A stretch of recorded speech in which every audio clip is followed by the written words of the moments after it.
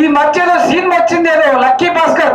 మీరు లక్కీ భాస్కర్లు కాదు, bad luck భాస్కర్లు అవుతారు. మీ ఎంబడినే పడతాం.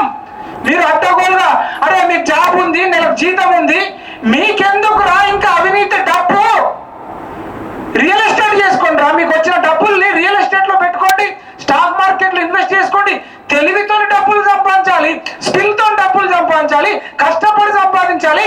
బేంచ్ మీద కంటే బేంచ్ కిందికి వెళ్ళి డబ్బులు సంపాదించడానికి అవునా మీరు జాబులు కొట్టింది? లుచ్చాగలరా? తెలంగాణ నిరుద్యోగ రక్షణ చేసి దీనివల్ల మీకేంది నష్టం అనొచ్చు? మెరిట్ స్టూడెంట్లు ఎవరైతే బాగా కష్టపడి చదువుతారో 70%, 80% వచ్చి ఉస్మానియా యూనివర్సిటీలో చదివే పిల్లలకు, చిక్కడపల్లి లైబ్రరీలో చదివే పిల్లలకు అన్యాయం జరుగుతుంది. మెరిట్ స్టూడెంట్లకు వచ్చేయాల్సిన జాబుల్ని మీరు అడ్డగోలుగా తీసుకుంటే ఎవరు ఊరుకోవడని తెలియజేస్తూ, ఇది వికారాబాద్ జిల్లాలోనే కాదు తెలంగాణ అంతా జరుగుతుంది.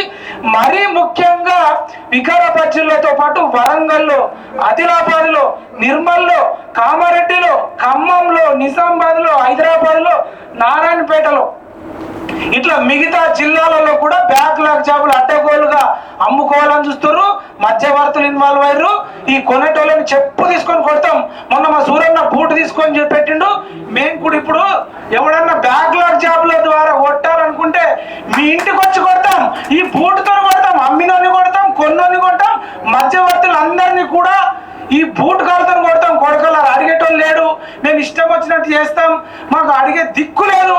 ఎవడేం బీక్కుంటారు అనుకుంటారు.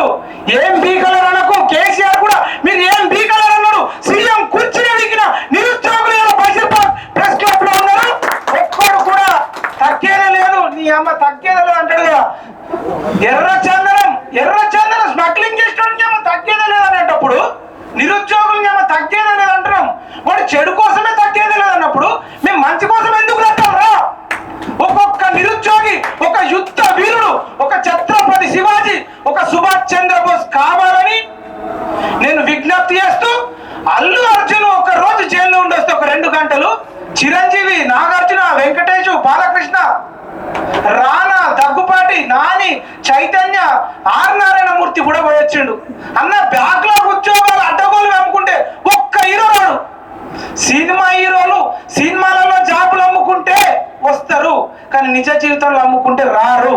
రేపులు జరిగితే సినిమాలలోనే రక్షిస్తారు, మర్డర్లు జరిగితే సినిమాలలోనే రక్షిస్తారు. Camera on, light on, off అనాలి. నిజ జీవితంలో 1,00,000 మందిని ఒకేటేసారి రేపు చేసినా చంపినా ఏ సినిమా రాడు. అట్లాంటి సినిమా హీరోల కోసం సంజయ్ థియేటర్కి వెళ్ళి చచ్చిపోతున్నారు. వాళ్ళు సినిమా హీరోలు కాదయ్యా, నిజ జీవితంలో విలన్లు. థమ్స్అప్ తాగండి అంటారు అల్లు అర్జున్.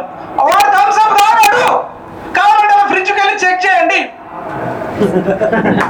వాళ్ళ కూతురు తాగదు, వాళ్ళ కొడుకు తాగాడు, అల్లు అర్జున్ భార్య తాగదు. మనం థమ్స్అప్ తాగి రోగాలు తెచ్చుకోవాలి, వాళ్ళేమో కోట్లు సంపాదించుకుంటారు. వాళ్ళని మీరు అభిమానిస్తారు. మీకోసం తెలంగాణ నిరుద్యోగ రక్షణ చేసి పెట్టి బ్యాక్లాగ్ ఉద్యోగాలు అమ్ముకుంటున్నారు. దీని మీద కొట్లాడదాం రండి అంటే బతిలాడంగా కొందరు వస్తారు. మీలాంటి గొప్ప వాళ్ళు ఇంకొందరు రారు.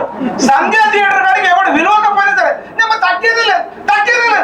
పుష్ప, ఎర్రచందనం, స్మగ్లింగ్ గిదనికి పోతున్నారు. ఏంటండి యువత ఇట్లా ఉన్నారు కాబట్టి ఈ అవినీతి అధికారులు రెచ్చిపోతున్నారు. బోయింగ్పల్లి వినోద్ కుమార్ మాజీ ఎంపీ, మరి వాళ్ళ అన్న కూతురు సరిత రాబట్ట ఇంట్లో కూర్చునేబట్టి నెలకు 1,50,000 ఇచ్చారు.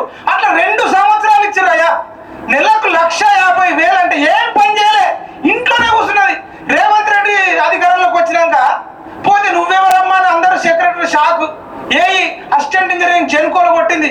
నెలకు 1,50,000 అంటే 10 నెలలకు 15 లక్షలు, 20 నెలలకు 30 లక్షలు, దాదాపు 36 లక్షలు ఆమె కొట్టుకపోయిందయ్యా. మీ డబ్బులు మన డబ్బులు, పోరాడితే పోయేదేమి లేదు. బానిస సంఖ్యలు తప్ప పోరాడమా? బ్యాక్లాగ్ ఉద్యోగాలు అమ్మేటోళ్ళ